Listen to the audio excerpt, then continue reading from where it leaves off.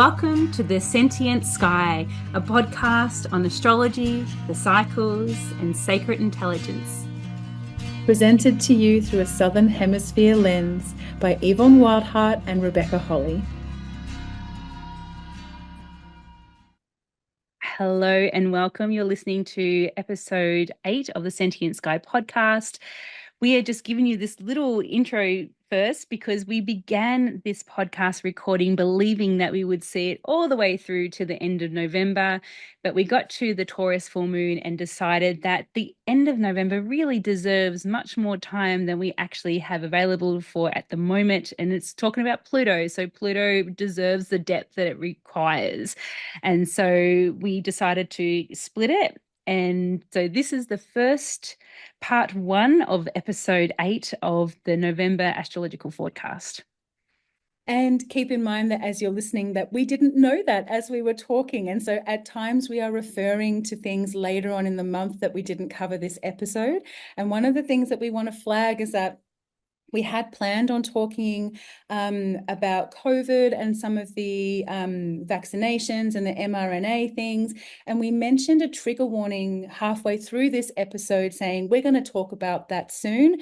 But then because we finished the episode early, we didn't actually talk about those things. So when we mentioned the trigger warning, it's actually not super relevant. And we just wanted to let you all know that is something that we'll talk about more in alignment with Pluto and Aquarius when we record the second half of this month's forecast. Yes. So I hope you enjoy. I hope you enjoy this part 1 of the Sentient Sky podcast, episode 8 of the November astrological forecast. And we will give details very soon as to when part 2 will be released. Until then, enjoy this episode and so much love from us to you. Thank you for enjoy listening. Us introducing this to you again in just a moment. Goodbye. Hello and welcome to the 8th episode of the Sentient Sky podcast. My name is Yvonne Wildheart. And I am Rebecca Holly, and together we'll be looking at the key transits, patterns, and energies emerging throughout November of 2024. Today is Thursday, the 17th of November at 11:47 a.m. AEST, underneath the full moon in Aries, which was a very serendipitous moment to just both happen to have to do this together. It's perfect. So wonderful. And Becky, I just wanted to welcome you back. It's good to see you back. And I just want to say a deep bow and a big thank you to the amazing, the delightful Grace Funk for filling in these enormous shoes that you have. And just thank you to Grace for supporting us and the Sentient Sky podcast over the last 2 months through September and October. Just a shout out to Grace. Also, you can find her on Priestess Your Life. She has an amazing newsletter that comes out, and just a general incredible, amazing woman to know and to work with. So thank you, Grace. We're deeply grateful. Yes, and thank you from the bottom of my heart as well.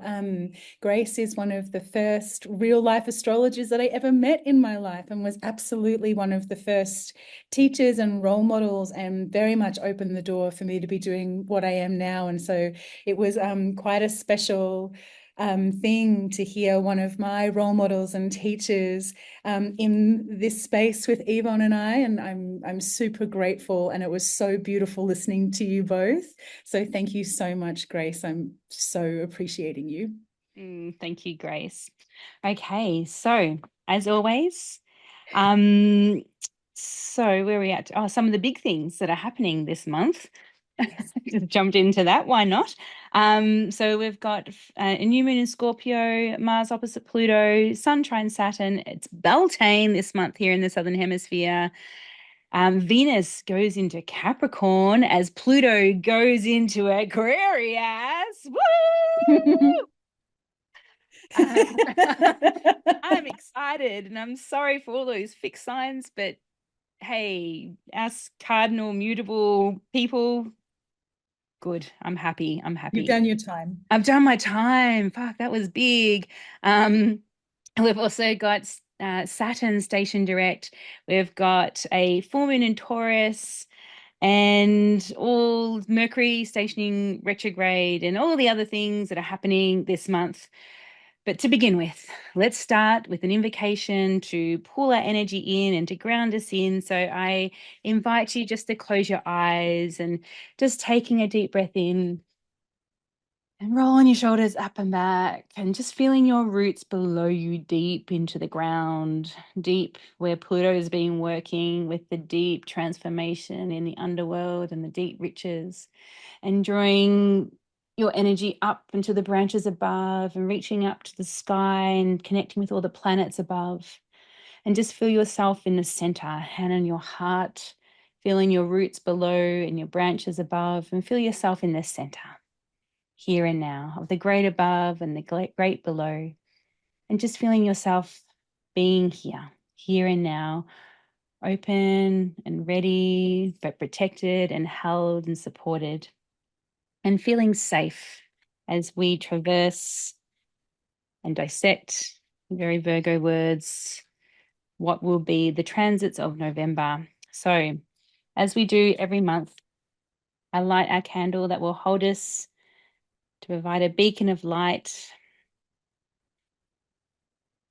and call in that safety and protection as we spiral from the center of our being, the void space within our very cells and our earthly body. We open up to your ever expanding portal of galactic wisdom, knowledge, and consciousness. We call full illumination of a unique universal map, our imprint of time and space. We call the stars, the planets, and all the spaces in between to speak through us and to us with crystalline clarity. May this transmission of galactic proportions shift us through the veils, expanding us beyond the realms of infinite creation. It's all right. As we feel safe and held, as we transmit this cosmic coding through our earthly vessels in greater service for the greater good of all beings, as we deeply remember that we are galactic citizens, ever-evolving conduits of the cosmic matrix, fulfilling our soul's mission on our beloved Earth at this time. And so it is, and bless it be. So it is. Thank you. Thank you. I just had to check to see if I actually pressed record. I did. That was lucky. Yeah, always a good thing to check. Always a good thing before we go Yeah. too much into it. Welcome, everyone. Here we Welcome. are.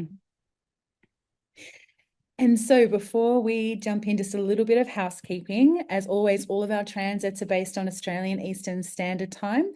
And to discern whether or not a particular planetary influence that we're talking about may or may not be particularly important for you, keep in mind your sun, moon, and rising signs. So the locations of your two luminaries and where your ascendant is. Those signs will be ones that are particularly impacted potentially by transits. And please note that some of this may resonate and some of this may not. And just allow this information to swirl around you and to speak through you and to you. And whatever will come up for you in deep trust. And if there's anything that you don't understand or any questions that you may have, you can come to the Sentient Sky Patreon. We would love to hear your questions and comments, especially your experiences of the transit that we speak of.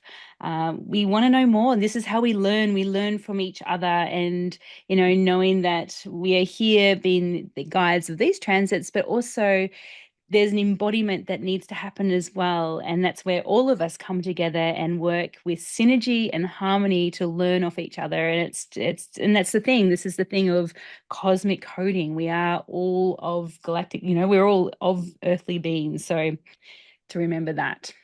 Yeah. You're here. And so before we jump into what's to come in November, and also just flagging that because we're recording this in the middle of October, that our reflections going back are from like the 17th onwards. So by the time you lovely folk are listening to this, it will be a couple of weeks from now. But Yvonne, how has your last month been?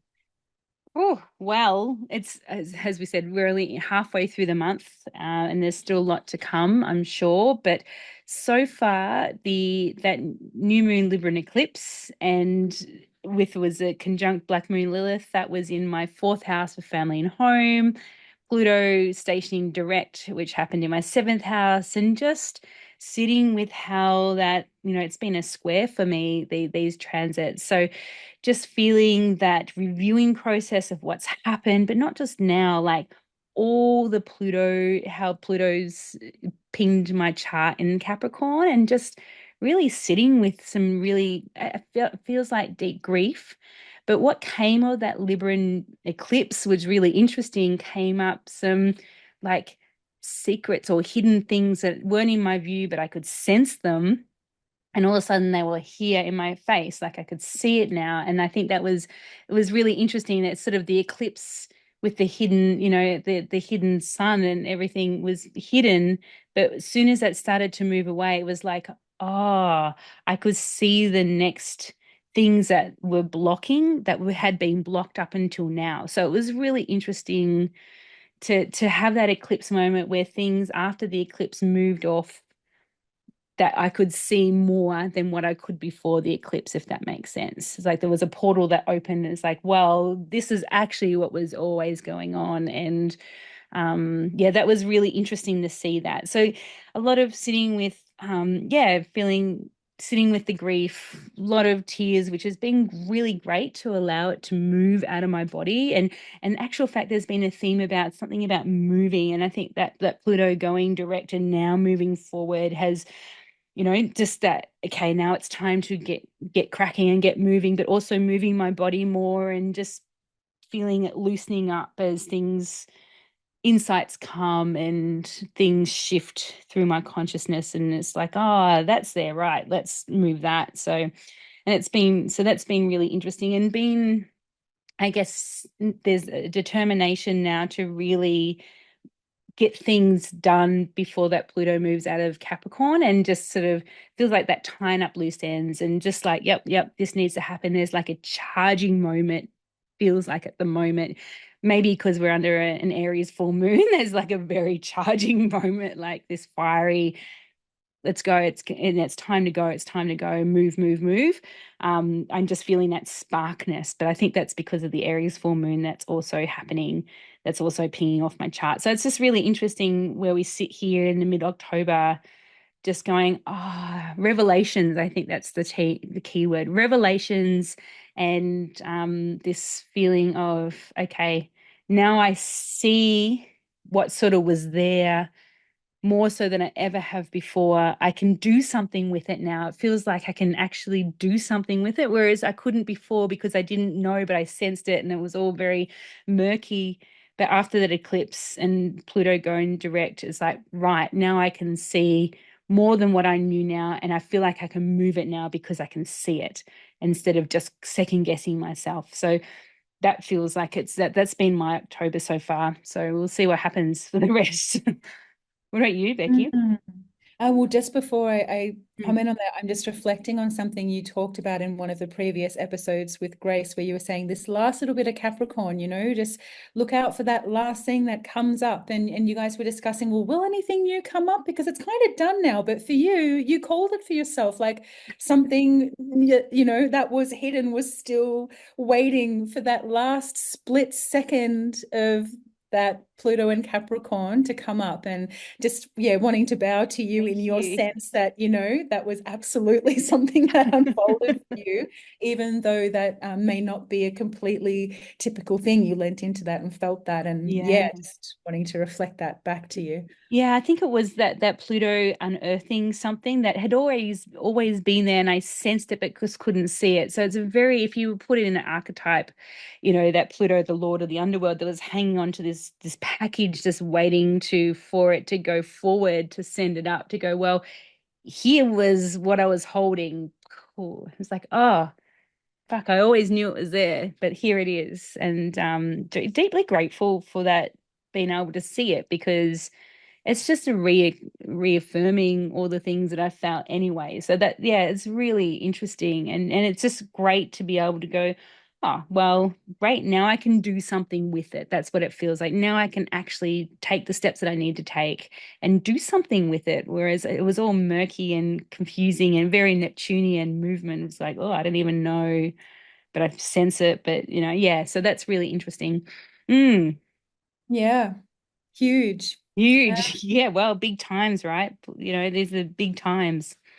Mm. Yeah, and look, to be honest, my last couple of months is a blur, and I've tried to reflect on this within the capacity of what I was going to share today. And every time I think about it, it all just kind of goes a bit murky and hazy. But yeah, obviously in the middle of August, my sweet cousin had a car accident and she died.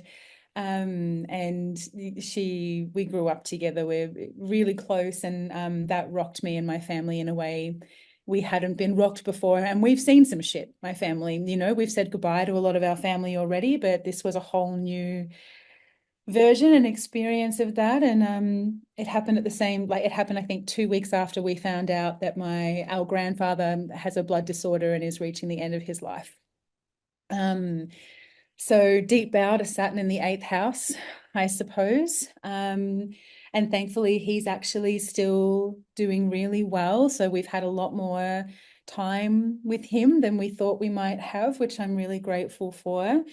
But this last couple of months has literally been some of the worst and some of the best of my life. I've got this last few weeks has just seen this systematic bunch of incredible opportunities and wild dreams that I never imagined just being offered to me with such ease. And a lot of it, I can't talk about it just yet because it's still too much in its infancy. But like I've been asked to speak with a very prominent group next year, which I'm just thrilled about. And I've been given an offer to do some more growing of medicinal herbs and to create a medicinal herb garden, which is like something I didn't think would be available to me for many years until I had enough money to buy land of my own. And I can really feel Jupiter in my 11th house just presenting all this incredible opportunity for collaboration and for how much we all benefit from each other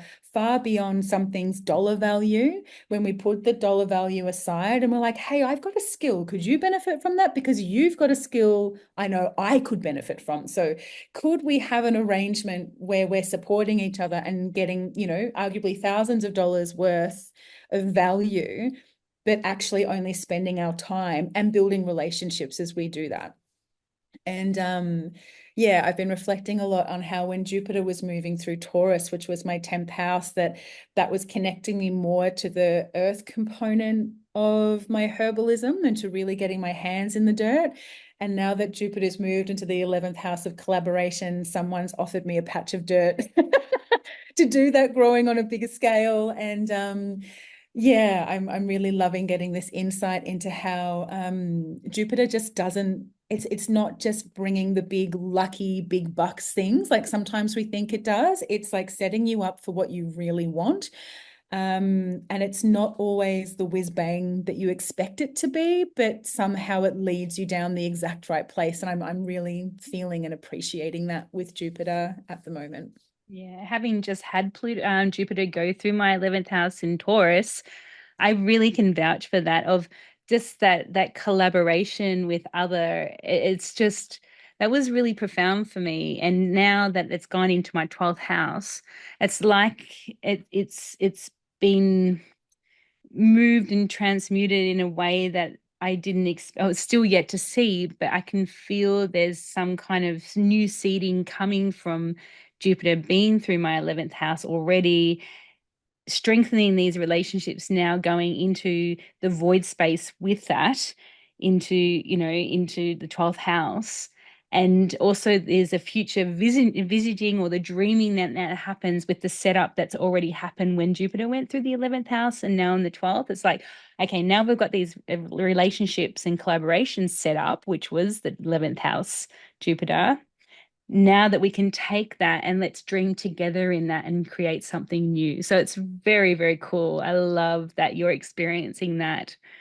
And Oh, it's it's for me, just it's magic. reaffirming that that's what's just happened. It's Yes. really cool.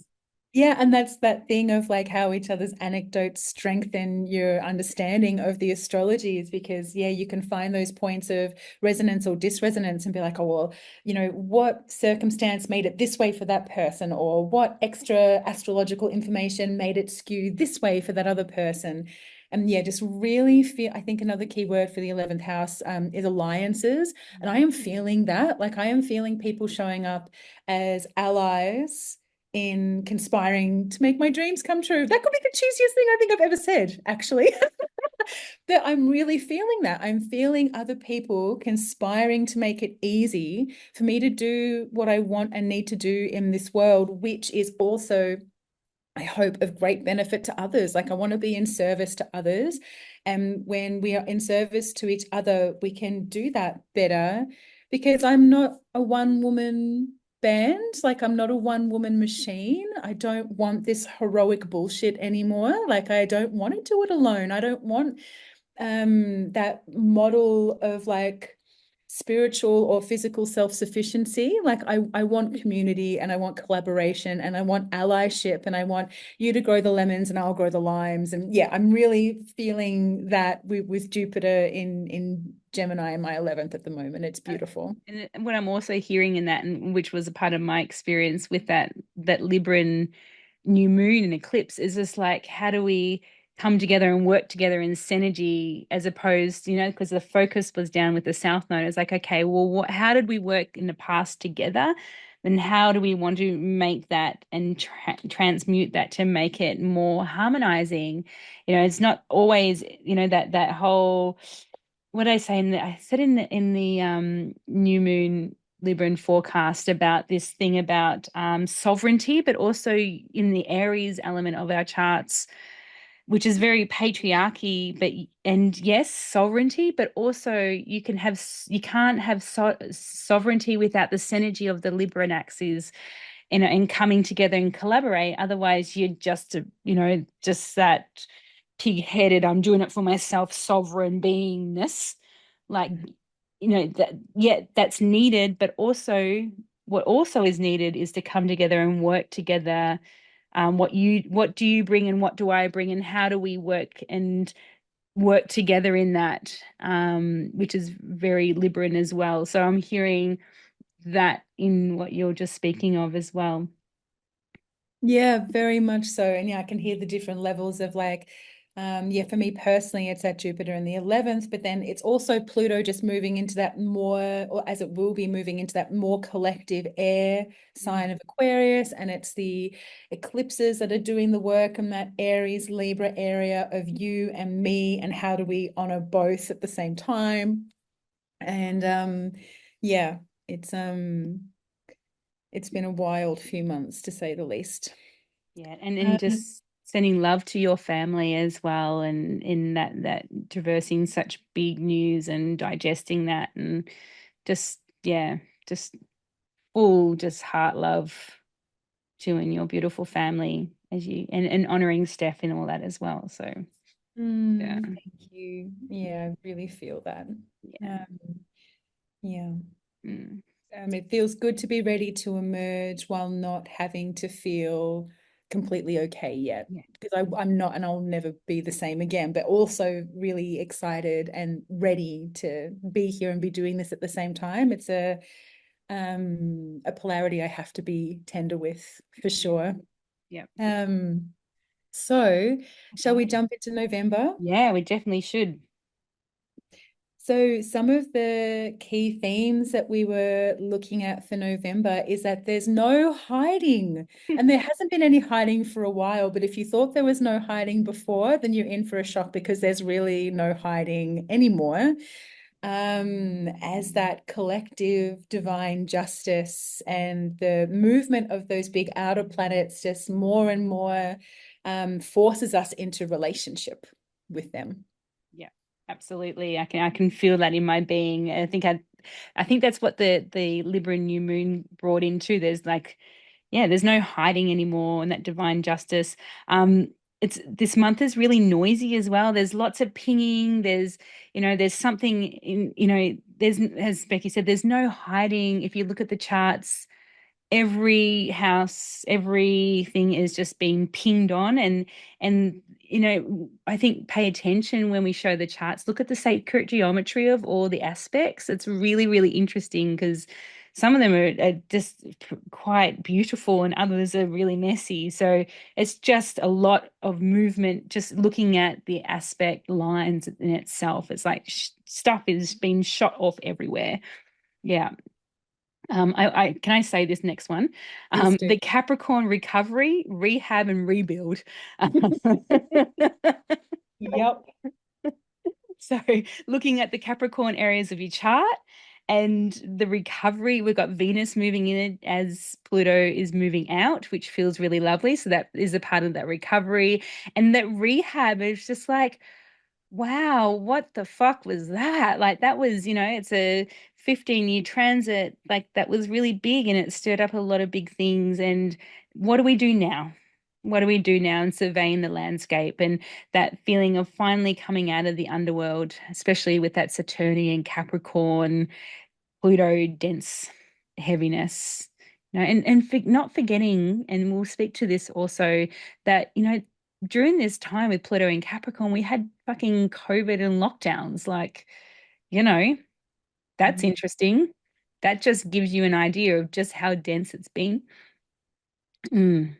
Yeah. And we have this the other thing we were looking at, particularly with this momentous moment of Pluto moving out of Capricorn into Aquarius, is that the journey with Capricorn is done, and even though it's in Aquarius, it is still this very like fall moment from the tarot, like the fall of that we're leaping off into the great unknown, and that it's still a bit of a mystery as to what comes next. And we are tentatively taking that first step in that new territory, but it is also still a little bit of that in between of like, we'll still be a bit hungover from Pluto and Capricorn for a while. Yep, this is a 20-year transit, there's no rush.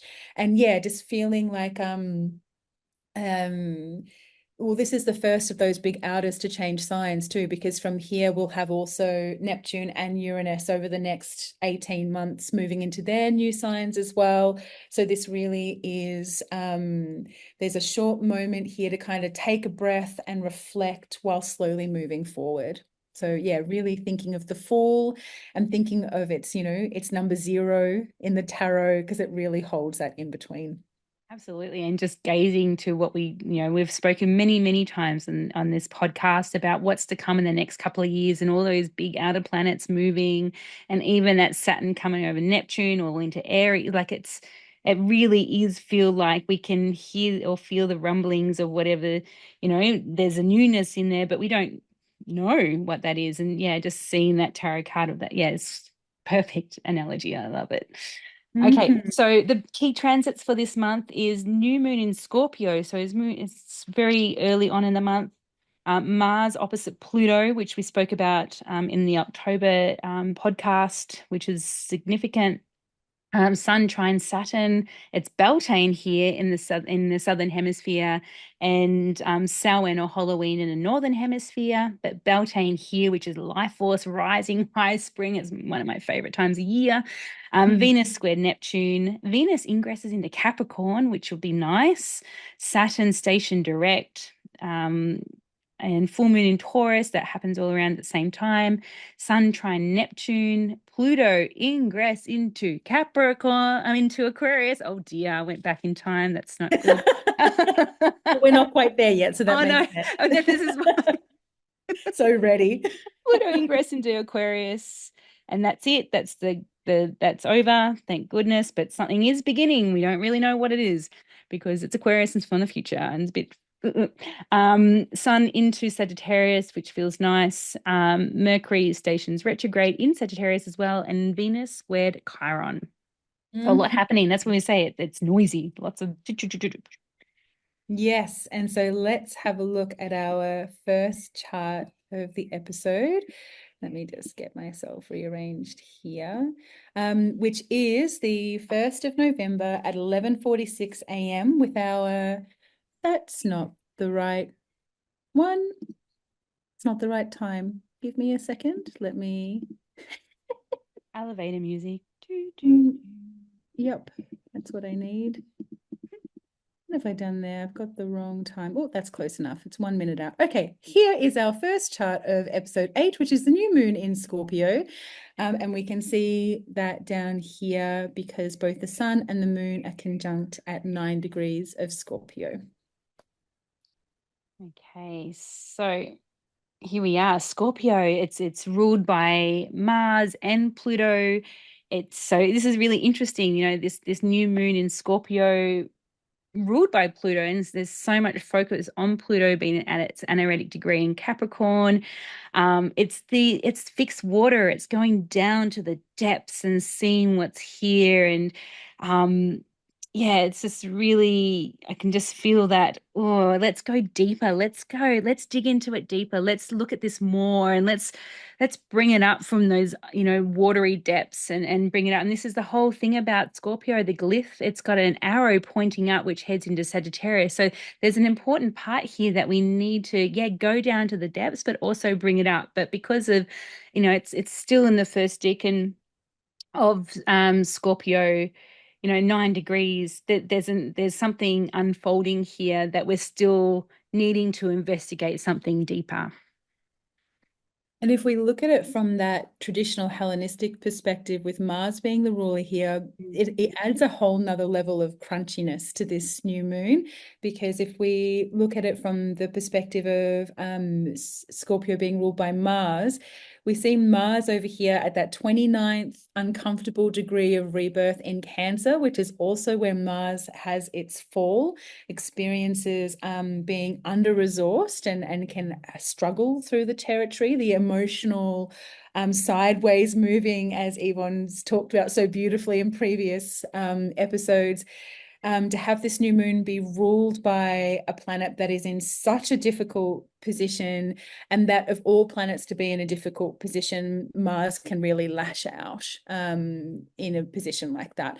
And so I think that, the digging deep is really necessary there. And I think that it could be worth conceptualizing that this is really a time to be throwing some things in the bin, and feel free to really put your back into that, in the bin, it could be time to get some of that martial energy and aggression out around composting of and maybe it's worth connecting. I think actually this new moon moment is going to be especially powerful in its dark moon moment in the 12 to 24 hours leading up to this, because the moon will be moving through that entirety of the first third of Scorpio for that dark moon in that Mars-ruled decan, ready to then meet for the new moon and then move into the second decan, which is solar ruled and just feels a little bit more supportive. But I think that this dark moon is going to be a real opportunity to say enough is enough and to pop some things in the compost so that you can really start growing what actually serves and wants to serve love, because the deep passion of Scorpio really wants connection and attachment at the bottom of it all. Absolutely. And it's just really interesting because, we're coming up to that exact opposition from Mars and Pluto here. So it feels like whatever has come up for you with Pluto moving through Capricorn, this actually feels like the grand fucking finale. And whatever, and thinking of, Capricorn and Pluto in Capricorn, it's like, what's the sacred compost? Exactly what Becky said, that this dark moon leading up to this, a new moon feels like the most important piece, I think, from, I'm just looking at, this whole, what do we want to fucking throw out now? Like, what can be transmuted and transformed and put into sacred compost once and for fucking all, for what's happening, whatever Pluto's brought up for you in the Capricorn area of your chart since 2008. So think about that. What has happened all from 2008? What has Pluto been digging up and transforming and transmuting and showing you? Like, look at this, look at this. And now it's time to just go, you know what? That all can just go back into the soil, ready. Do it again. And in the bin. In the bin. And in the bin. I just gone, it's done, it's done. But this is it. And it really feels like if you can do some really fucking potent, there's a lot of swearing in this element because, it's warranted, like fucking shit show that has been this, and just go, you know what? That can all go now. And preparing for, exactly what we spoke about in the intro, there's some new energy coming in that we haven't experienced before, certainly in our lifetimes. With all these outer planets moving new, like generational transits we're talking about, this feels like, especially with Saturn here, Capricorn, we're moving into that transit. Sorry, it just needs to be spoken about because, here we are. Um, the Capricorn being like a transpersonal sign as well. It's for the greater collective. So this big generational planet of Pluto, what is it don't you want to take into for the next generations to fucking deal with in the structures of the ground new earth structures? you know God, it's so symbolic, this moment in time. I believe this is really powerful, and it's really interesting that you've got the two players of Scorpio, which is Pluto and Mars, facing off with each other, while the moon is, the moon is also the ruler of Cancer, which is where Mars is. There's something very, very, very powerful unfolding here. And look, you've got Mercury also here having this trine, which is a grand, what is it? A grand water trine Mhm. between Mercury, Neptune here at 27 degrees in Pisces, and then again at Mars at 29 degrees in Cancer. These watery depths of, yeah, this movement of being able to move through that whole cycle of, from, I'm just thinking of this transmuting water from the rain that's falling into, like, just covering all the lands, rain falling, that cardinal water into that, moving into the deep lakes and down the streams, and then being evaporated back up to be moved. So there's something about this cycle of water movement in this, to be able to move whatever has been stuck or buried, or that needs to look at, to come up and to be able to move it and fucking let go of that shit. We don't want to take whatever that has been brought up into this sort of new, what essentially feels like new Earth, because of the big outer planets moving into, the cardinal, fire and air, as opposed to earth and water. Very much so. And like having the presence of this grand water trine, which was probably exact a day or two, like as exact as it was going to be a day or two beforehand, that is still very alive from the November 1st and the probably the next day or two as well. Is like it's emotional times. It's a grand water trine. And we have Neptune, Mars, and Mercury all creating this water reactivation, which doesn't really have an off switch until those planets break out of that configuration. And Scorpio is an emotional dude, like Scorpio is deeply emotional. And looking at Mars in this, potentially passive aggressive, 29th degree moment. We were talking about this the other day, actually, that these planets at the 29th degree, from an astrological perspective, we consider them as being like in a difficult part of that sign, because they've got sort of like 1 foot in the sign and then 1 foot in the next. They're sort of making that transition into a new space. They're no longer in the old one, not in the new one. It kind of feels like labor when you're just about to have that baby and you're in transition. Like, is that a moment that you want someone to talk to you about, like, what you feel like for lunch? Or, how are you feeling at the moment? Like, when you're in transition, you don't want to have a fucking chat with someone. And yet here is Mars and Pluto in aspects to so many different planets, having so many different conversations, when they're already doing the hard work of birthing and moving from one place to another. And one of the ways that we can understand how a transit like or a lunation might play out is to look at what those ruling planets are doing. And if we look at the modern ruler Pluto and the traditional ruler Mars, they are in aspect. They're having a very tense opposition, which goes exact 2 days later. And they are both in very difficult degrees as well. And so that gives us insight into how this dark new moon may play out. And I do wonder, I think sometimes it can feel easy to talk about, throwing shit in the bin or that composting. But when I think about that in Scorpio, I also think about having to let go of things we're actually deeply attached to. Because Mm-mm. Scorpio is really about deep commitments, deep attachments, deep love, deep feelings. It's the water that runs beneath the earth's surface. It's the deep well that we can tap into that has the deep roots.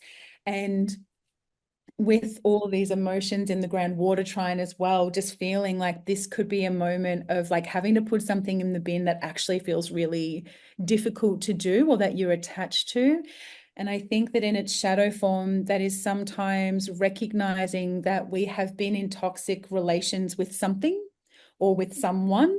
And perhaps we have to look at our own warty participation in that and just be really honest and sort of ready to be like, actually, this is already composting and I can't hold on to this stinky thing anymore.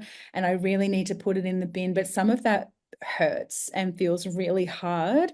Or like maybe recognizing something you thought was healing is in fact separating, and it's got to go. Like that tissue around the outside on top has got to go. Yeah, absolutely. And I'm just thinking of, that Scorpio and also the crab, there's the claws that are clipping onto things, and yeah, that reviewing of what we are deeply attached to, Scorpio, and then also this addictive, Neptune and Pisces sort of bouncing off with, what is that Neptune, this water ground trine showing us what Mercury is going, well, I've just taken you to the underworld and I'm bringing you back up. What do you see now that actually you do need to let go of? And also in the lead up to this dark moon, actually in the dark moon, like a day before, we have that Mercury opposite Uranus as well, which is a result of that Mercury, it's like that Mercury that went retrograde back in that Virgo Leo axis as well. So this is not a new story, but we're just seeing maybe that attachment and addictions and this needing to change it, that Mercury showing us with Uranus there going, it's got to change now, now, which feels very linked into that Pluto moving through Capricorn as well. That like there's a sense of this is the finale of this chapter, and it needs to be cleared, even if it hurts and it's painful. And you're looking back, on those toxic relationships, and just thinking of the Scorpio, deep water in, the deep lakes, and is it toxic sludge that's been drudged up that Mercury is bringing up for you to look at? And it might not be pretty, like even though there's a like this grand water trine is working and harmonious, that would be the trine, but maybe it's the trine that helps you bring up that deep muck that is hard to look at, that now needs to be transmuted and transformed into healthier waters.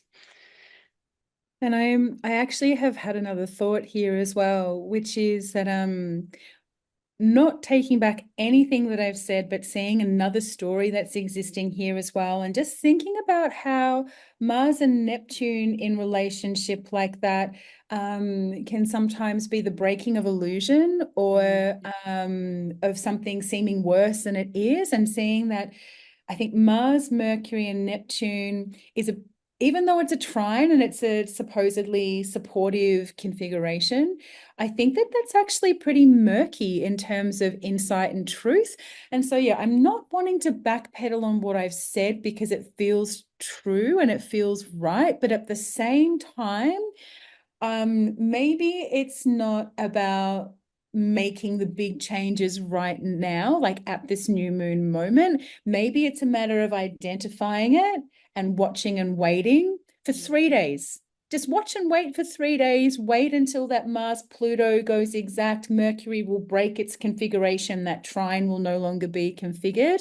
And I think that that will offer a little bit more truth to come through as well. So I'm Especially, just, sorry, yeah, you. yeah. No, I was just thinking of Anana's journey, how she has to sit in the underworld for 3 days and 3 nights. So that's really significant of just waiting and sitting in the void space for a moment, just observing and watching and witnessing self.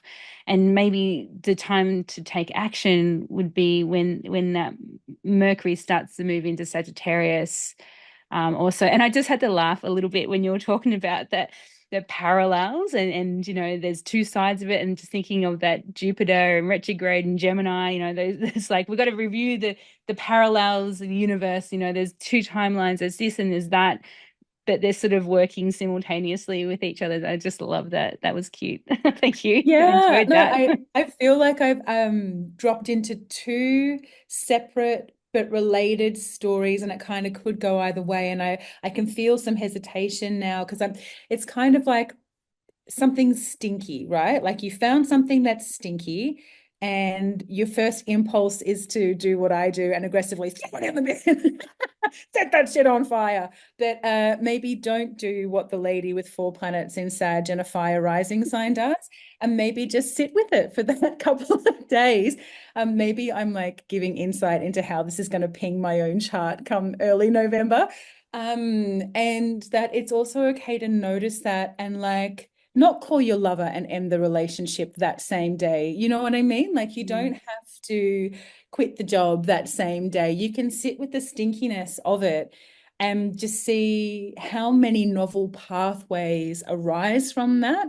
It doesn't like the insight could be this can no longer go on, but it doesn't have to be like in the bin, lid closed, rubbish man picked it up, can never come back again level of release. I think this is where I've been talking to the amazing Temple of New Week community about how, to build an altar to Pluto in these final stages of Pluto and Capricorn, and instead of, and go to that altar in terms of guidance and just sit quietly with it at the altar of transformation, not knowing like knowing not to action things yet, but just sit with it and allow it to come up, so you can even see more of the picture if you sit with it, and but also you have your altar there that is a part of that transformation, that is part of the action element of that. Just fucking burn it.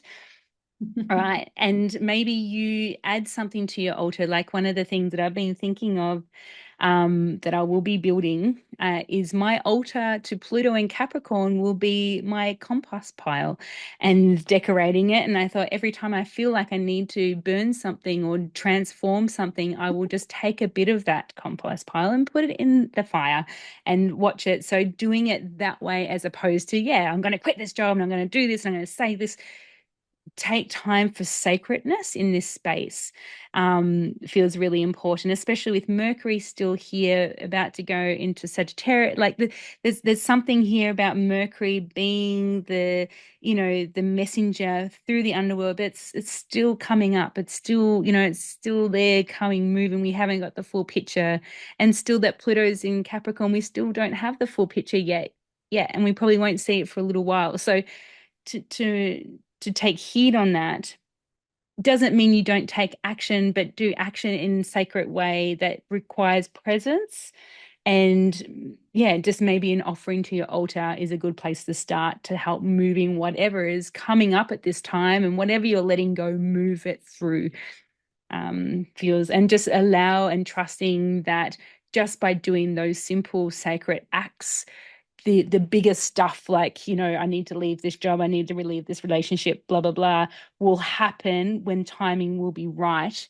But this is the prayer, remembering the deep reverence of the underworld is naked and bowed low, and you're on the meat hook moment, and just going, there's nothing you can do here but pray, because you're in the void, you're in the dust and the churning up and the things like that. So maybe still being able to move it with the groundwater trine because it is a movement action that sort of is that, but do it in that sacred way feels that harmonious elements that is coming through.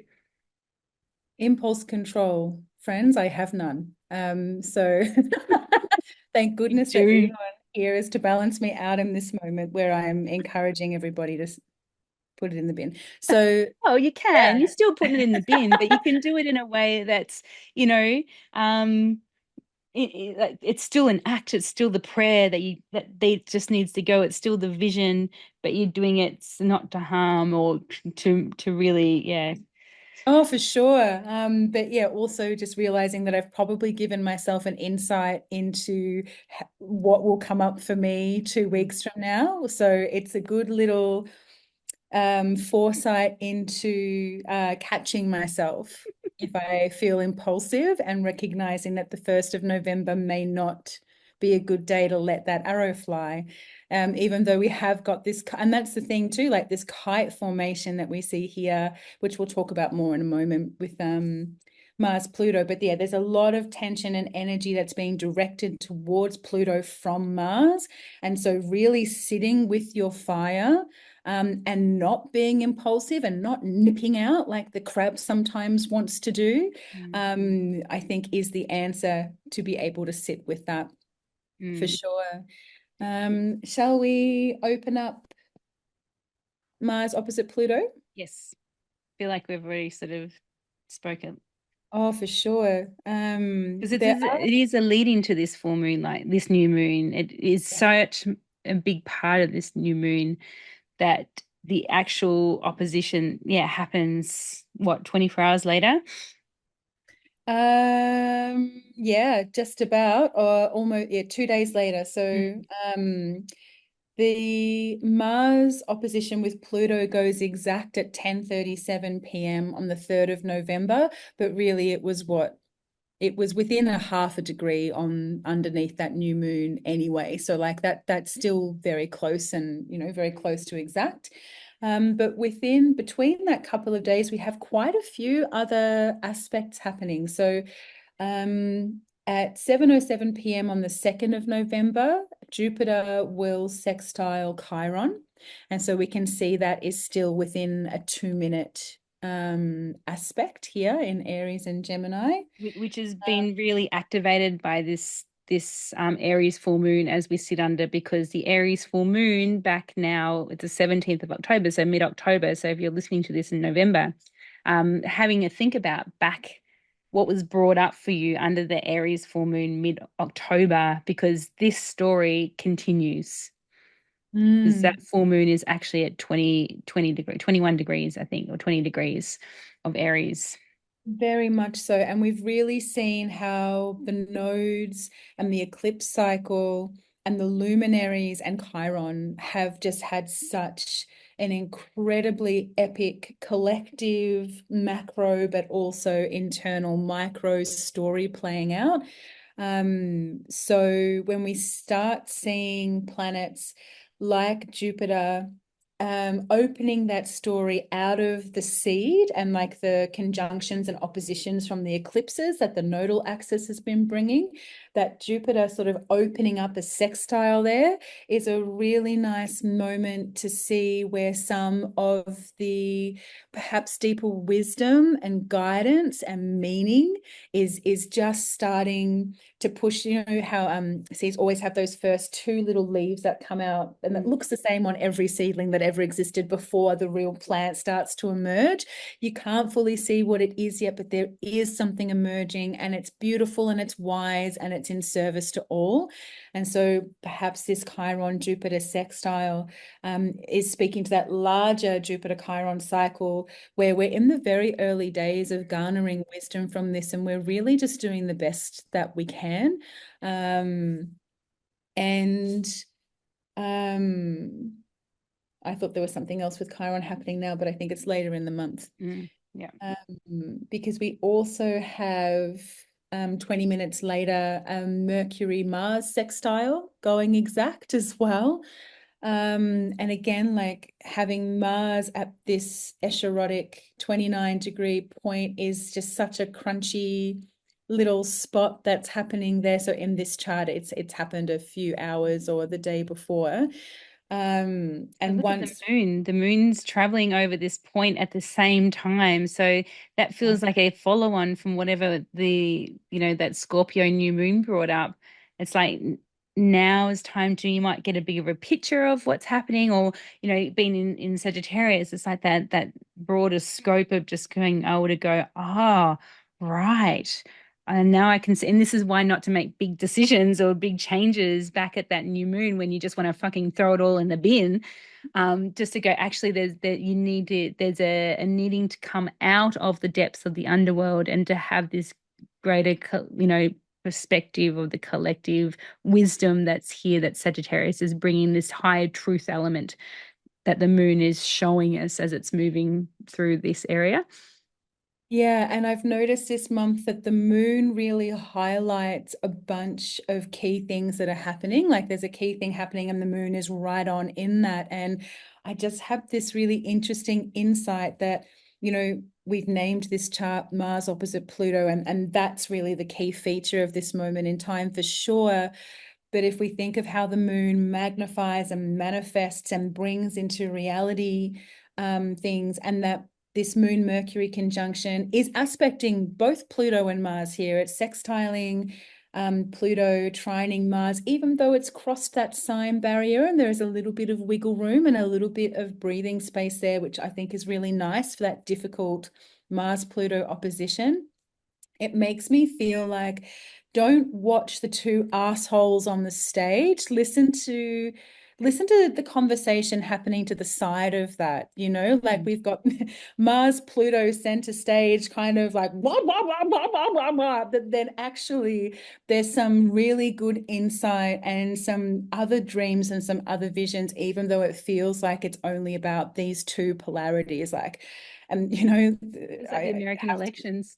I was going to say, Yeah. like, the perfect narrative for that is the American election, where, like, which devil do you want to choose, really? Like, which demon, that it's not two choices available, and being willing to open up to see that it's the system that's the problem, and like a better candidate in either one of those parties wouldn't really fix a great deal. Like it's actually just highlighting how sick and corrupt the whole thing is.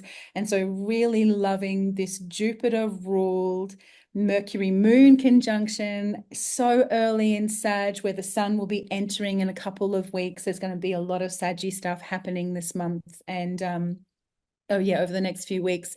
And I just love how the moon is kind of tapping on the shoulder saying, don't be distracted by this bullshit. We've just seen this Mars, Neptune, Mercury trine. We're breaking out of that illusion, aren't we? We're breaking out of the illusion of not having safety. We're breaking out of the illusion that violence is the only way. And Mercury is trying to separate and find something new in that Sagittarian territory, which is also where it will be retrograding later in the month as well. Yeah. Yeah, and it's really interesting too with the moods, the moon as it, not long after this, it will start to form aspects to the nodes as well. And so this movement of what's from the past, and just thinking of that sacred compost that we spoke about, what from the past is starting to show up, like that sacred compost that the new seeds are being cracked in, waiting for the right conditions. And the moon's just sort of, I'm just thinking of that, the biodynamics with the moon and the planting, and just like, is it the right conditions for these seeds to plant from the past? Like, what else do we need to do, or healing that we need to do from this higher perspective, or this more Jupiterian viewpoint of that emotional body, for the benefit of the future? This thing about, we've spoken a lot about the nodes in the last few months, as the nodal bendings and things like that, and we'll come back to that too in this reading. But yeah, this, especially at the moment, that old and new, and it really is, we're on the precipice of just letting go of some really big old stuff for some really big new stuff. But it's not here, but we can start to see the shoots of what possibilities and ideas and dreamings that we can bring into something new for the future. Yeah, and this is just another hint of that potential. Mm. I've just remembered we were talking about this earlier, Eve, on the full moon in Sagittarius, because we were both trying to remember when were the last real moments of hope, rest, and beauty that we've talked about since starting this podcast together in this last 8 months now.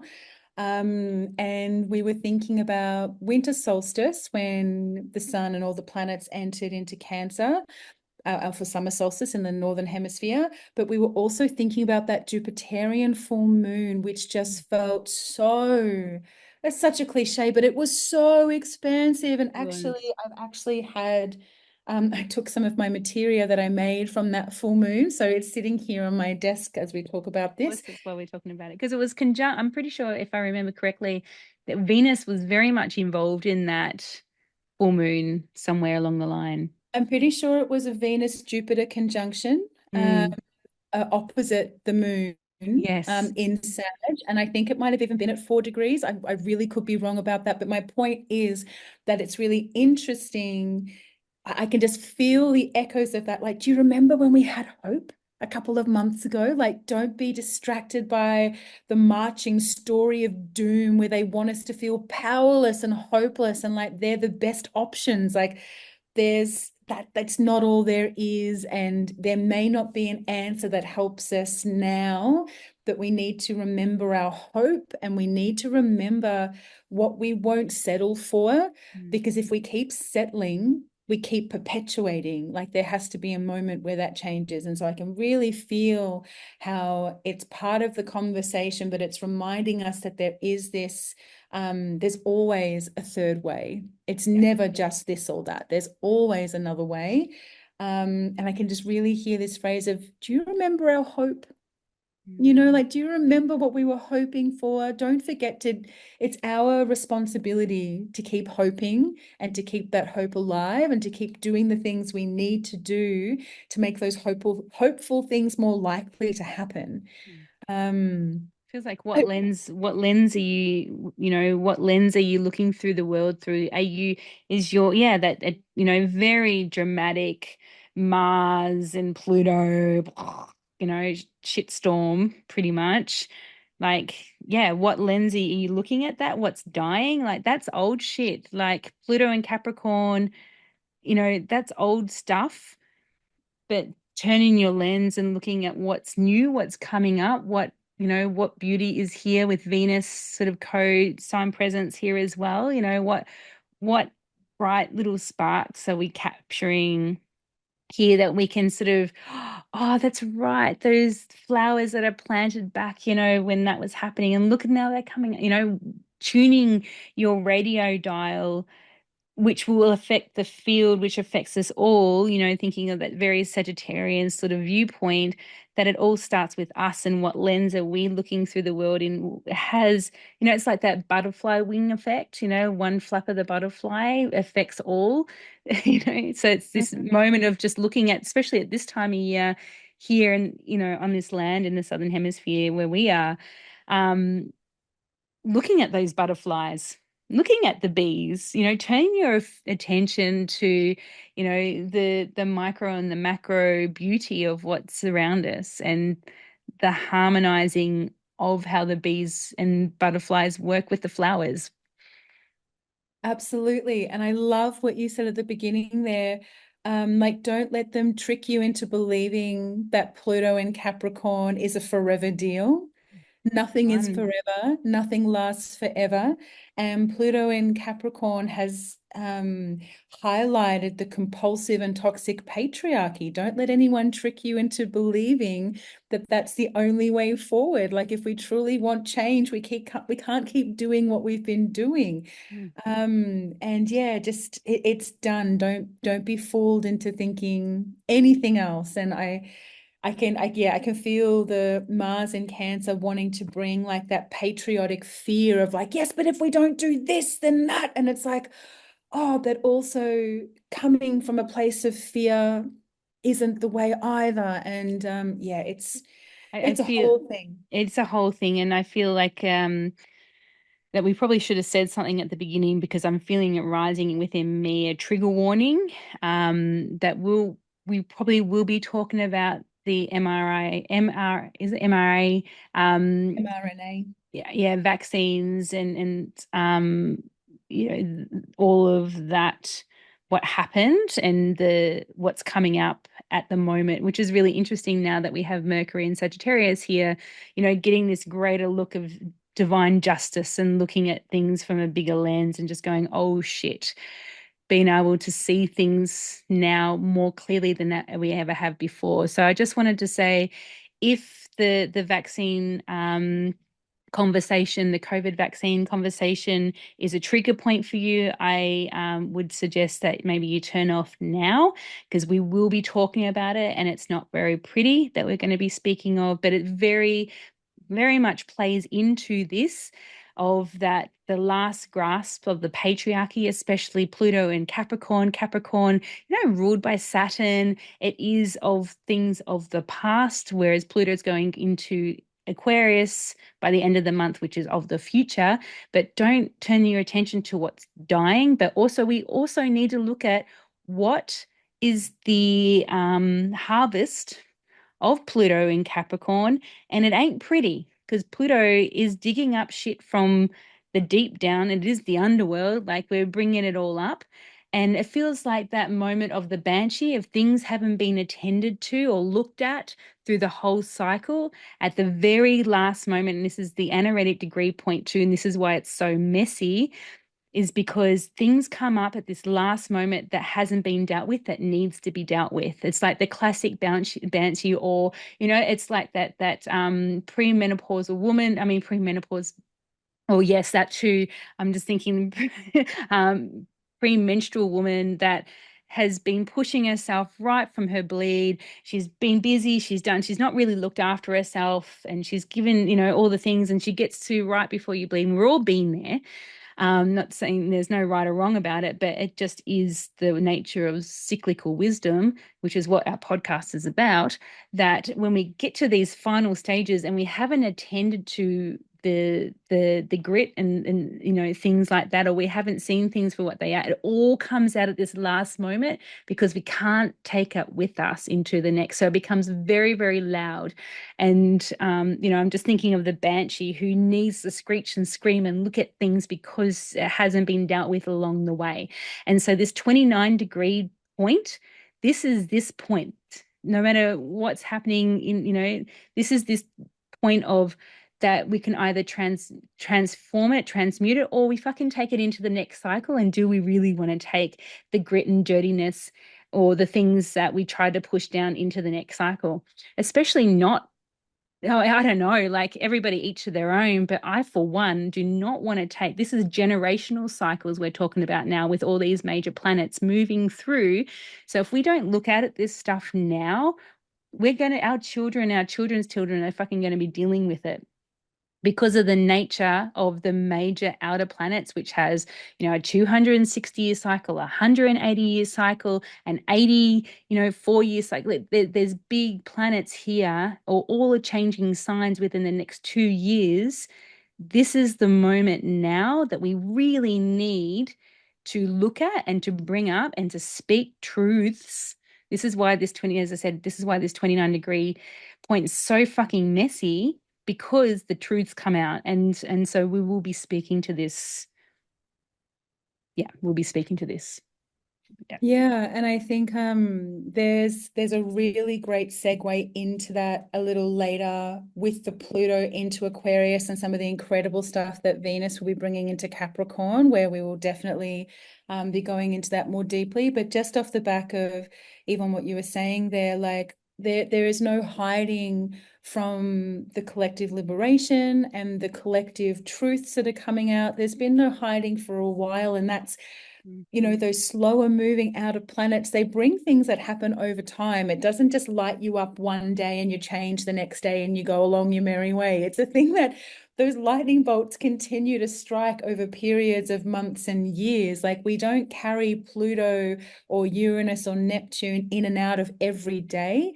They filter through in moments over larger decade-based periods of time. And because we're seeing all three of them in the final hurrah of their time in the sign that each has been in for anywhere between like 8 and 15 odd years. And because of just the way they're spaced out through the sky at the moment, each of them is in aspect with each other, each is in a different sign.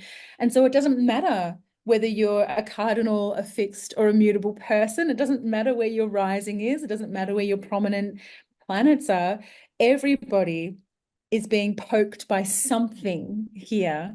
And there is no escaping it. And I think that, yeah, what we're talking about here of that mask that says, don't worry, the authorities and powers that be have got you, and we're just going to keep on keeping on, that's not going to fly anymore. And it's those outer planets that are forcing us to, you know, like literally in front of our faces here. And some of us will be willing to connect with that sooner than others. And it's in our benefit because it is gentler and gives us more time to adjust and more time to grieve and more time to recognize where we did really well and where we participated in a way that we wished we hadn't.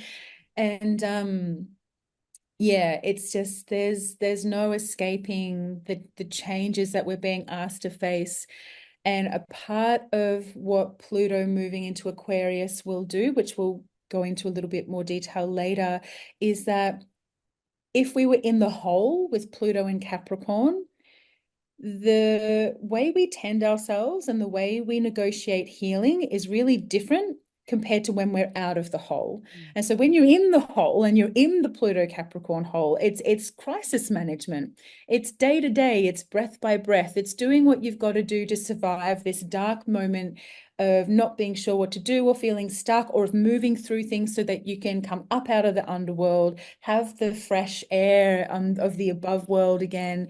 And once it moves into Aquarius, and over the coming months and years, we start having some objectivity and some distance from what has happened, that's when we start going, oh, Lord, like, oh, wow. And that can also be when a deeper level of healing starts taking place, because we're not necessarily so in it.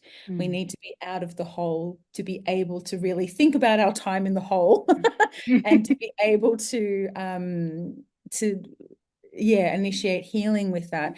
And in terms of really specifically, like, yeah, the COVID and mRNA, if it's all right with you, I reckon a really good time to open that up is when we talk about Pluto and Aquarius, just because there's some really healing necessary stuff that Venus brings to Capricorn after that. Is that okay with you? Yeah, absolutely. But also just good to flag it now that it'll pop up. Yeah, and I feel it will probably start coming up as that Yes. Pluto starts to move closer and closer to that ingress into Aquarius, because it is, yeah, again, I'm just thinking of those authoritarian, like, patriarchal figures of being really loud, and I'm just thinking of COVID, you do this and do that and blah blah blah and blah blah blah, and just that authoritarian push down, which is what Capricorn Saturnian, density, low vibrational element of Capricorn can bring, that top down structures.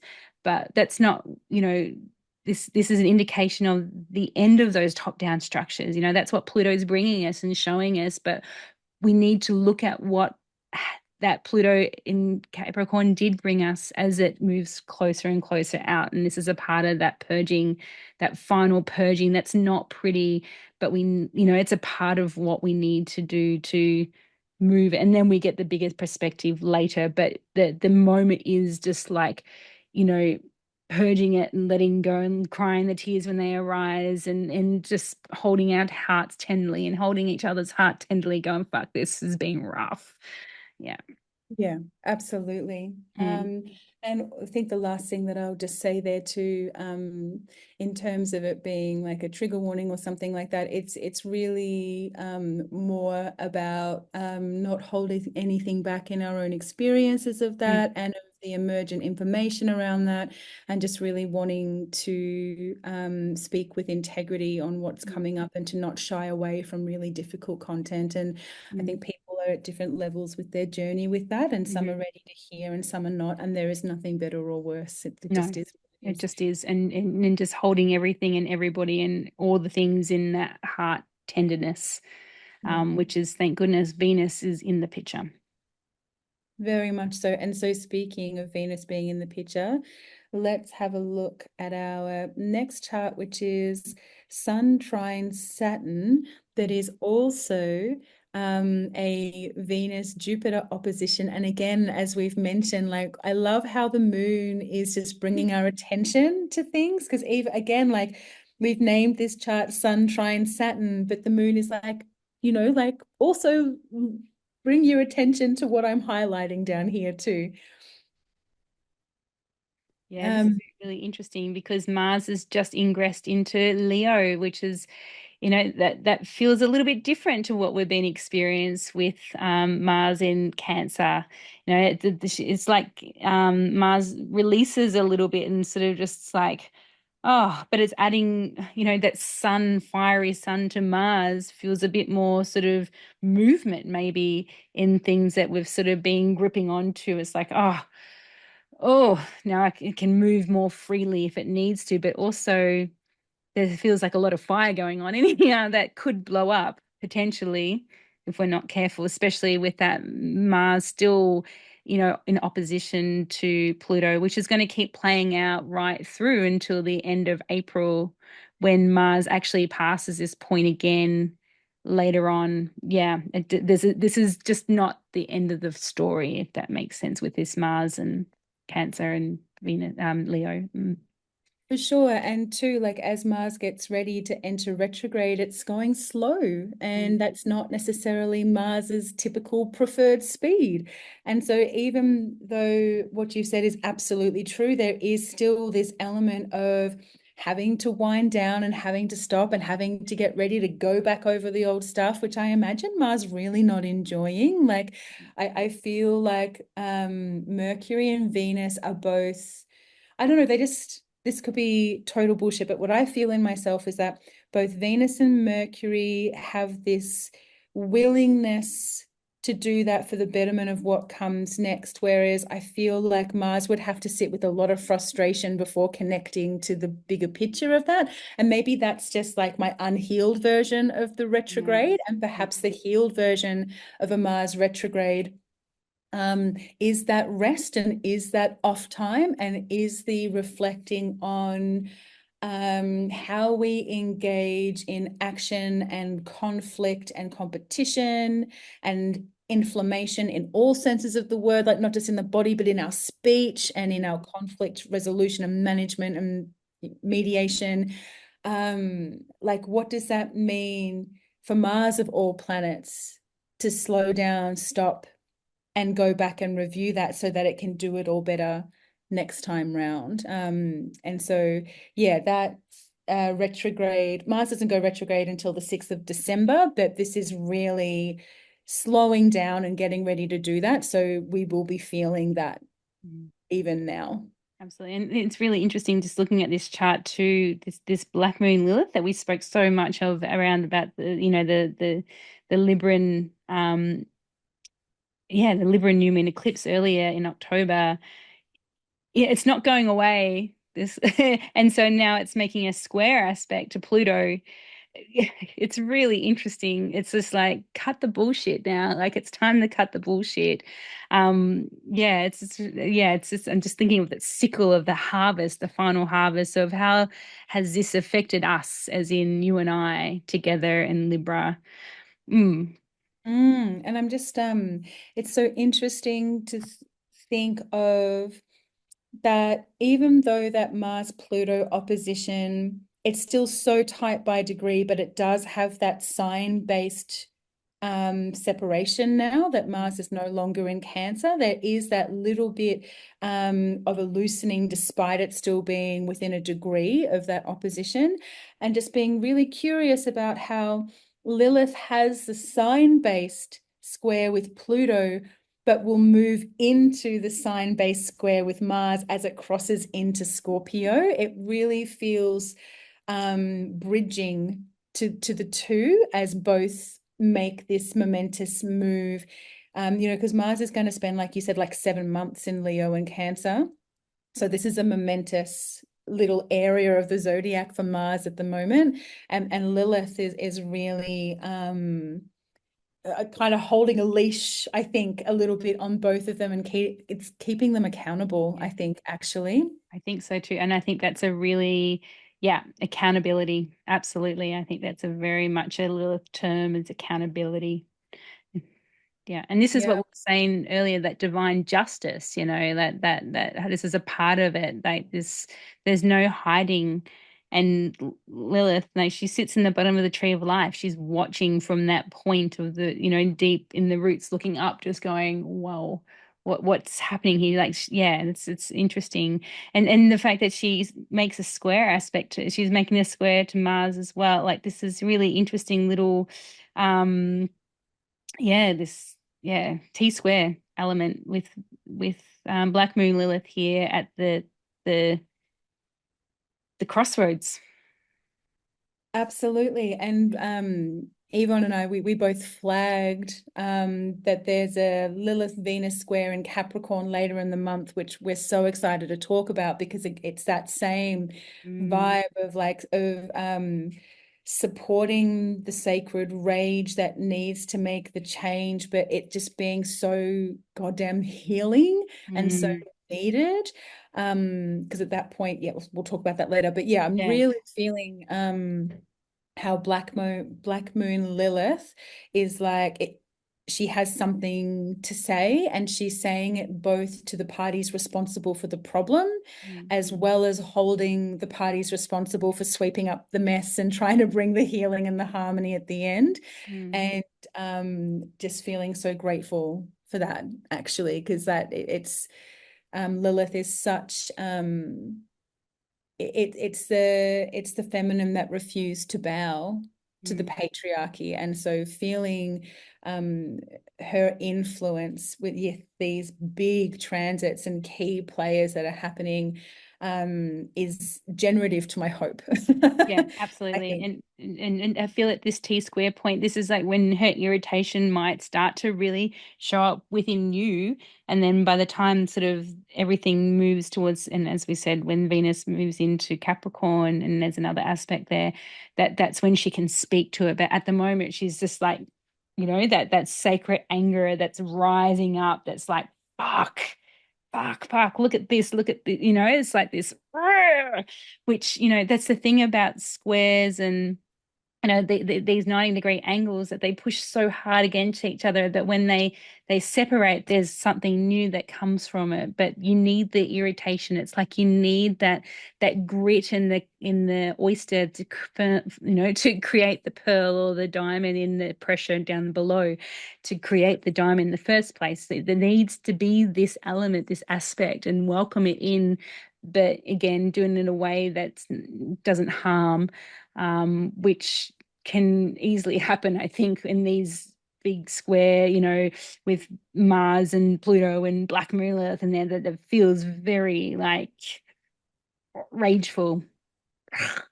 And I think too, I sometimes catch myself slipping into old programmed Mm, ways of being that our colonizing patriarchal culture wants me to do, in the sense of when someone gets up with their rage, sometimes I can go into that thing of, oh man, she's really angry. That's uncomfortable. I'm like, whoa, hang on a second. That's actually really needed. mhm. Yes, that feels uncomfortable, but thank fuck someone is standing up and doing that. And I'm just really looking forward. Like I'm feeling really like some excited anticipation in who's going to be the grit on the 5th of November in the oyster. Like who is going to stand up and be the grit. And yeah, there'll be some people who be like, oh, why can't they pipe down? Do you know what it actually makes me think of? It makes me think of at the moment. I think some of the local Melbourne councils and business owners are trying to shut down the pro-Palestinian protests in the city because, like, it's disruptive. It's disruptive to my business. It's been going on too long. We can't do anything anyway. And like, actually, what is needed is like not the whinging about the grit, but recognizing that the grit is there because shit's fucked, and like making you uncomfortable is the least of everybody's fucking problems. So I'm just really feeling excited about how that might show up in the world of who is going to be channeling Lilith's grit around the 5th of November is an exciting thing to think about, especially being held by that Jupiter-Venus opposition with the moon holding Venus too. Like that's real. That is real righteous, beautiful holding, I think, for that at the same time. Yeah, I do love that. And I do love that. And I love that the moon is just on the edge of its own dick and in Sagittarius overlooking, Venus over there and, just moved into the sun's dick and in Gemini. And so like, this reflection of in and out, but also in this expansive way. But it's like, yeah, oh God, that's what it's like that looking within and looking without and looking at the two polarities of the macro and micro, and just seeing all of it in that way, but sort of leaning here and then coming back out again and leaning back in again and leaning back out again to be able to get the full picture. God, it's a really busy first couple of days in November. I'm like we called this chart Sun trine Saturn and we haven't even talked about that yet. Like we're already what, like an hour and a half down. Well, yeah, maybe to speak about the We better. namesake of the chart.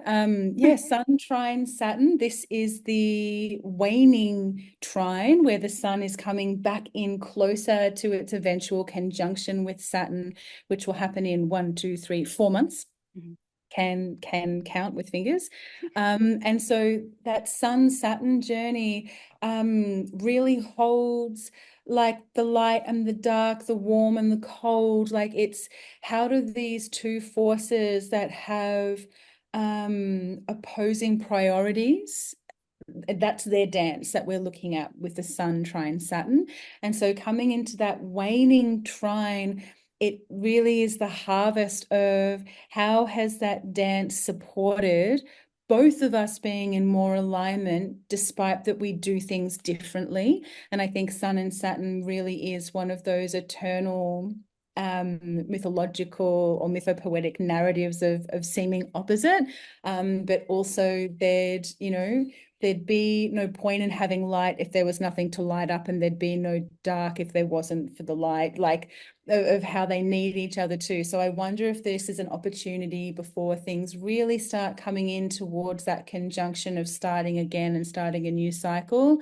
How have we benefited from holding space for both the centrality of the sun as well as the edge keeper of Saturn, who is like getting all kinds of reworkings done to its Pisces edges, as we've talked about in the past. Beautiful. Okay. Let me just quickly look here. I think that's everything that we wanted Great. to look at there. Okay. So our next chart is Before we do for, that, I just need a quick 2-second break. yes, let's do that. Back in a minute. Okay. Back in a minute. Okay, so let's look at the chart for Beltane, whose astrological timing is the 8th of November and the exact moment is about 8:15 in the morning. Australian Eastern Daylight Time. I've been saying Standard Time. Australian Daylight savings. Daylight Time. I apologize. And in terms of the traditional date, it was usually like the 30th or 1st of November, but in terms of precession and how the stars move and all of that, the 8th of November is the cosmic, earthly lived day of Beltane. Yes. So I didn't capture the dog just goes crazy. Beltane, that high spring, that energy rising, the life force. It's, traditionally it's where we would do like the maypole, the with the ribbons, and a real celebration of life force rising within us. And what happens when exactly that you and I come together and procreate and create something new to go take into that summer solstice energy of that full illumination, and that energy of just light, the celebration of this rising light, that we are now moving into that phase in our cycle, that yearly earthly cycle of um peak energy of light, and harnessing that and celebrating that, which is opposite to the northern hemisphere, which is that Halloween and that Samhain, the death and the ancestors, which is very much the northern hemisphere moment of this time. But for us here in the southern hemisphere, it's life force, it's rising energy, and it's sort of, oh, it really, to see all the Halloween stuff in the shops right now is, it really fucking grates me, actually, to be honest, because it just shows just how disconnected we are with this land of where we live. Like, it just is so, again, forcing something that doesn't fucking belong here. Like, we talk about, colonialism, and, this is it. Like, this is, and it's fucking everywhere. And it's really tricky because, and there's something also in here that our culture, our commercialism culture would tell us to celebrate death and dying at the highest point of life force. Like, what the fuck is that saying? Just quietly, not so quietly. Like, there's something here that we need to look at again, and this is a part of the process, but jeepers, come on, it really shows where our culture's at. And it's disheartening. Yeah. Fucking jeepers. That's yeah, I hear you. Fucking jeepers. And I think out of all of the axes, all of the seasonal axes, this too is the one that most deeply penetrates and hurts my heart, Mm. because it's life and it's death and it's full life. Like, I'm just looking outside So my beautiful. windows of all the green and the bees and the wasps and like the butterflies, and just everything is proving to you how incredibly alive it is.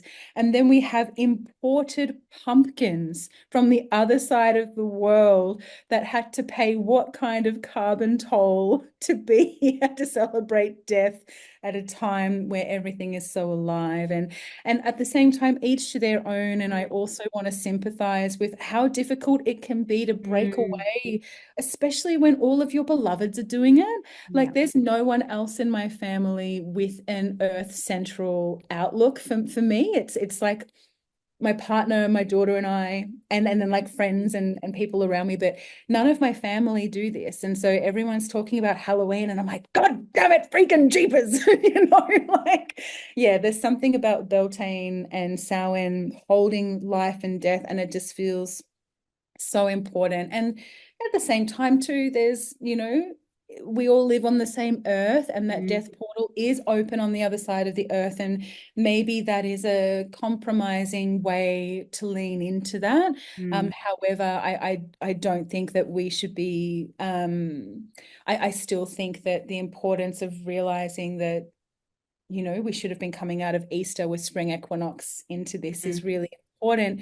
And I think that this chart, maybe we're channeling a bit of the I energy think of the so chart, too. to be I just honest, looked at it. I'm because like, oh, that's yeah, I'm what like, it is. there's that sacred rage with Sun and Black Moon, Lilith conjunct in Scorpio on Beltane. Like, depending on your kink, that could be pretty sexy.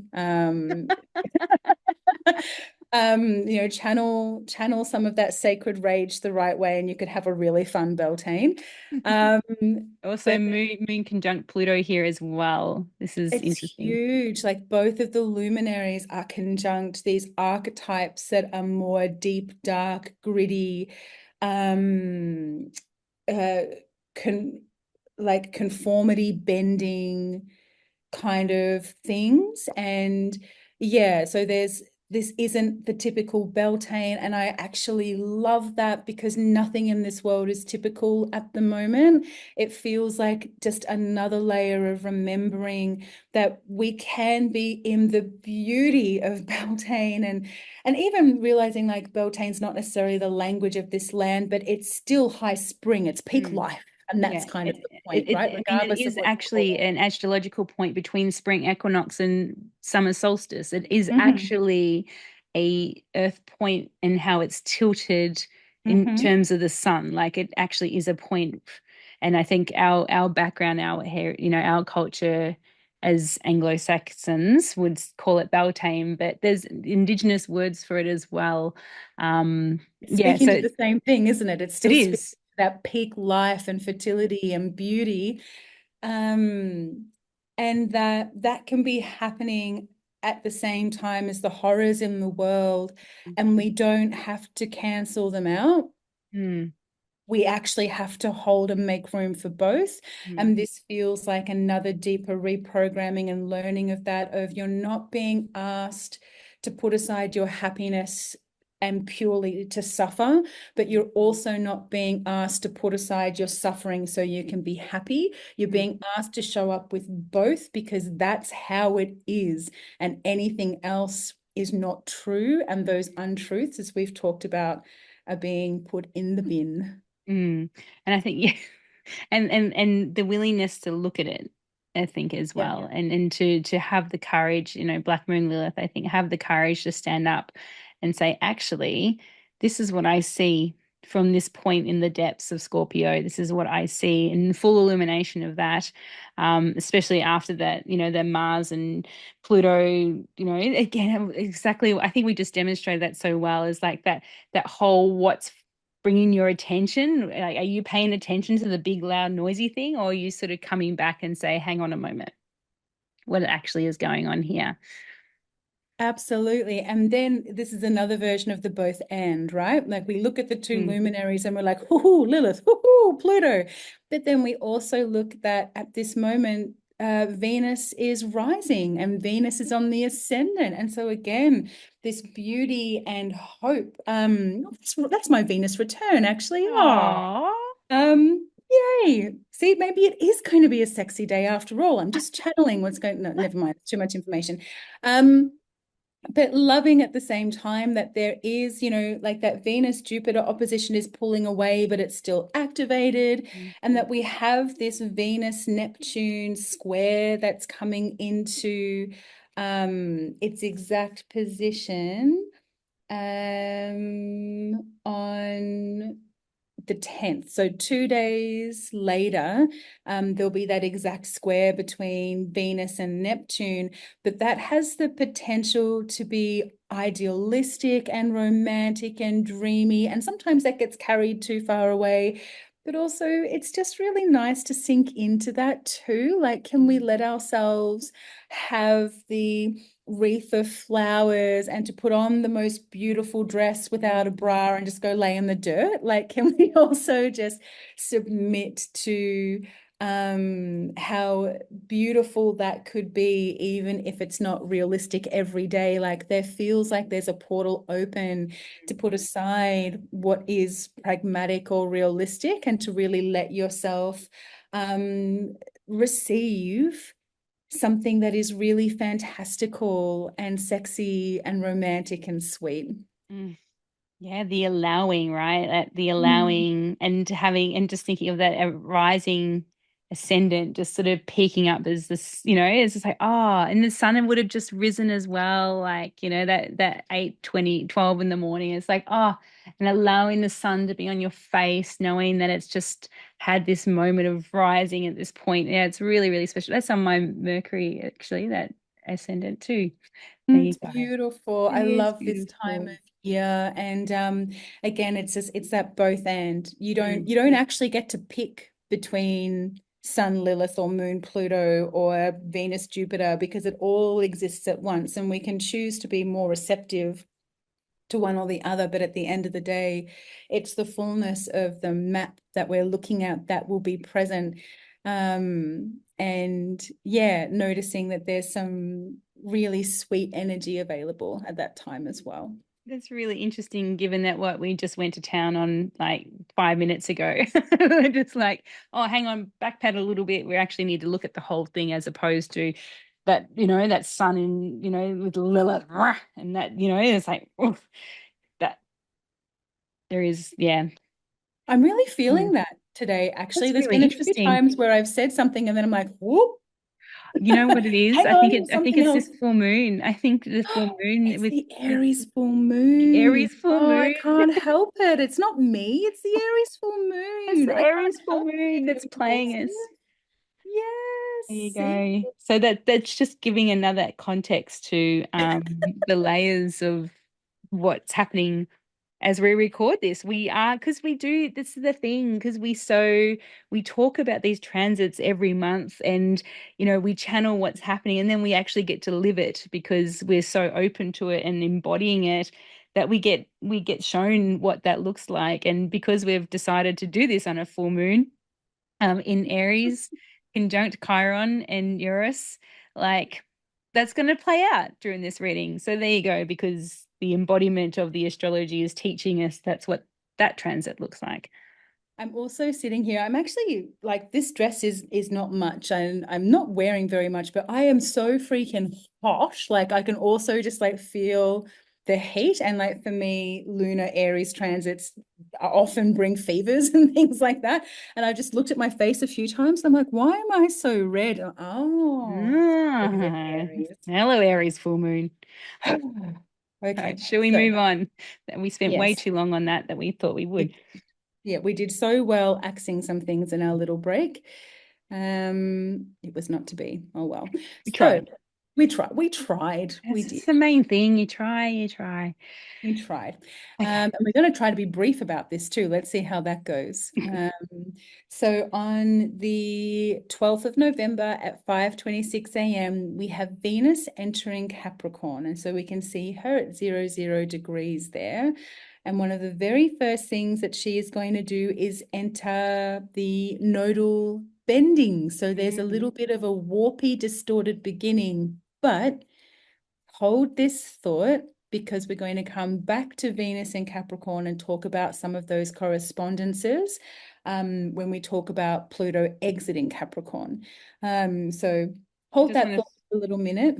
just want to say Black Moon Lilith is also here on the ascendant, just Like, bef just after the sun. So we would have had a sun, Black Moon Lilith. Yeah, anyway, there's something there. There's something there. oh, for sure. Whenever we pick these charts, if there's something on the angles, it's always bringing our attention to those, and that just happens so um predictably. Like it happens all the time that That's yeah, telling us to pay definitely. attention. Yeah, and definitely just wanted to flash this chart up so that you can see that moment of Venus entering Capricorn. So this is the lead up into that Taurus full moon. That's right. And so in the meantime, we've had a handful. Oh, hang on. Oh no, that's happening now. I'm so sorry. Impulsive. It's the moon. It's not me.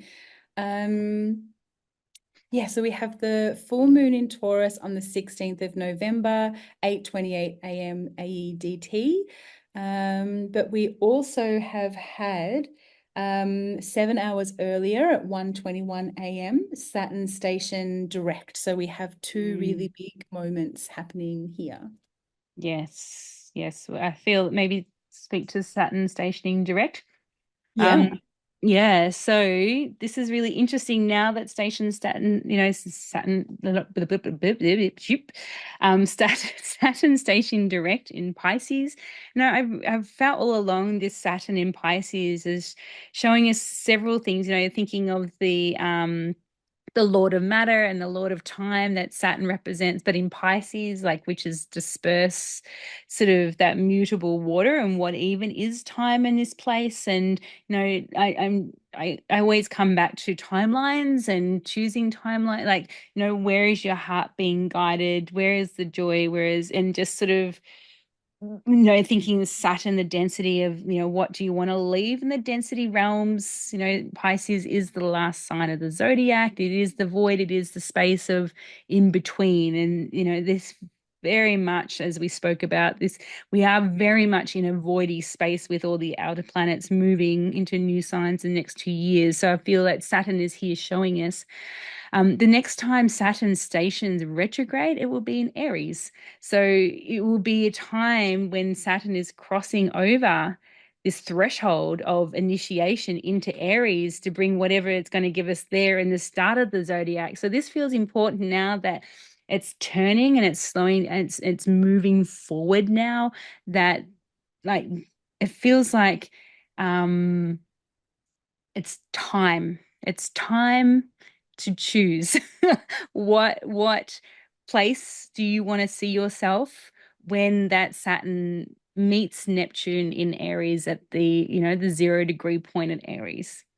You know, again, that final piece. What do you want to tie up? What do you want to move? Where do you want to go? What dreams do you want to bring into reality?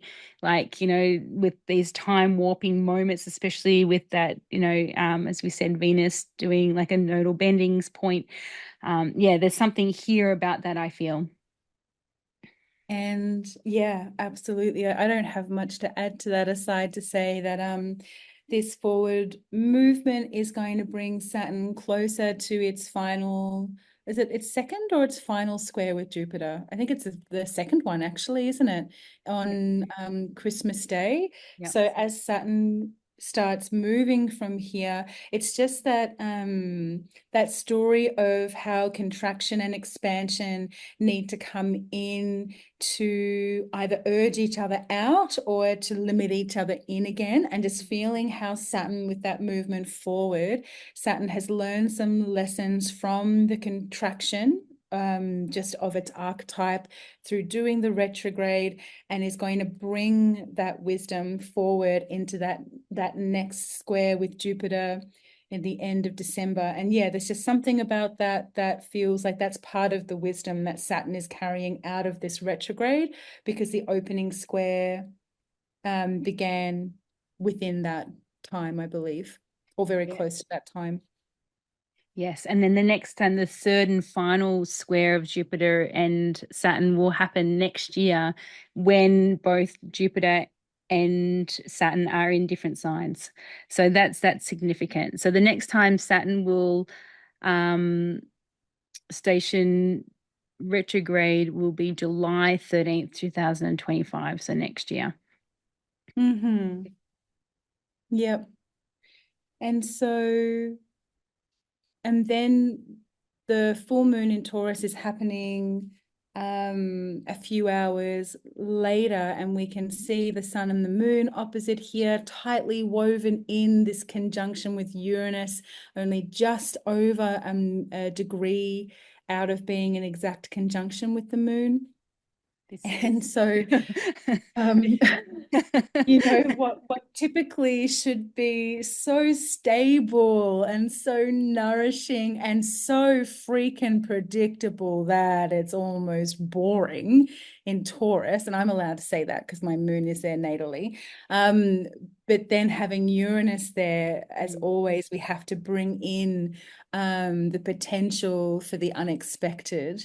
Um, and when I think about some of the crunchy beginnings of the new moon that set up this full illumination moment, it makes me wonder if something pops out from that dark new moon 2 weeks earlier that we didn't expect. Like, does something grow out of the compost? Like, maybe you've thrown some half-eaten strawberries away and suddenly there's strawberry plants growing somewhere, but you've never planted strawberries in your life. You like I just love that one. something, yeah, completely random popping up that you couldn't have planned or have no idea where it's come from.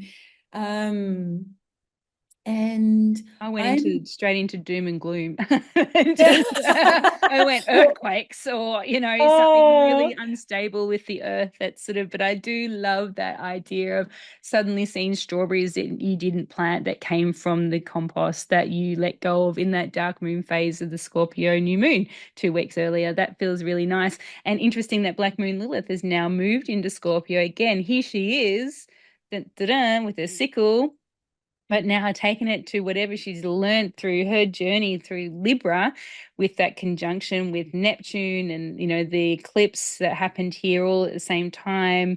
That's she's had a big journey through Libra and now into Scorpio to find and mine for the wisdom that brought her. It's really interesting. And again, look at the ascendant, what's rising on this land in Australian Eastern Daylight Savings Time. Venus is here again, pay attention to what's where these charts are. Yeah. And, Venus is ruling this moon as the Mm. ruler of Taurus. And so, yeah, typically this would be a super nourishing and supportive full moon, and it still will be, absolutely, because the moon is in its exaltation, in its most highest regard in Taurus. And yeah, with the ascendant on Venus there, we have to weave in the story of Venus in Capricorn, which is not necessarily all of the whiz-bang decorations. Like there's no buying plastic flowers here with Venus in Capricorn. She won't have that. And it's really about using resources well, thinking about the longer term pictures, and perhaps, dare I say that every now and again, that predictable Taurian part of our lives needs just a little shake up to make sure that we're in the right direction. And do we need to course adjust a little bit? And I think that Capricorn bringing its long-sightedness at this time that it is experiencing this big change with Pluto about to leave, maybe this is just one of those necessary Uranian shifts or changes, whether it be of mindset or of something literal, I don't know. But my feeling, and I love, like, just as you were talking about the doom and gloom, what I was about to say next is I'm going to choose to be hopeful. What lens are you looking through things with? Yeah, I'm gonna choose to be hopeful and to hope that whatever radical change comes through is serving the highest good, or that it truly is a strawberry patch for the future that I didn't intend. Let's, again, it's the both and, right? Mm. But yeah, this just feels actually more intuitive than even reading the chart, but there's something about the long-term view here coming through with that Capricorn Venus. Yeah, freaking beautiful. Okay. Let me just have a quick look. What will also come up on the 18th of November at 7:54 p.m. is the Mercury-Jupiter opposition. And I just want to flag that again, by then the moon will have moved to Jupiter and will be conjunct Jupiter at the same time as that opposition. So the moon really is like touching base with so many of these important aspects. And I think it's really bringing our attention. It feels like it's bringing our attention to where the most reality is. I think that there's a lot of illusion and confusion in the world. Mm. And the moon is so material and so bodied. And so, like, what is driving you based on your inner world that is still so real? I think it's permission to not fall for gaslighting. Like, there's just something about the way the moon is moving around going, don't get lost with the fanfare over there. Over here is where something real is happening. Yeah, I And love that. so, It's yeah. it's like when you first said that, I felt like the fairy godmother is just touching her wand in all these places and said, "Look here and look here and look here," and yeah. I completely agree. Mm. Um, all right. So before we look at this next one, can we take a quick 30-second break? Can we pause for a second and come back?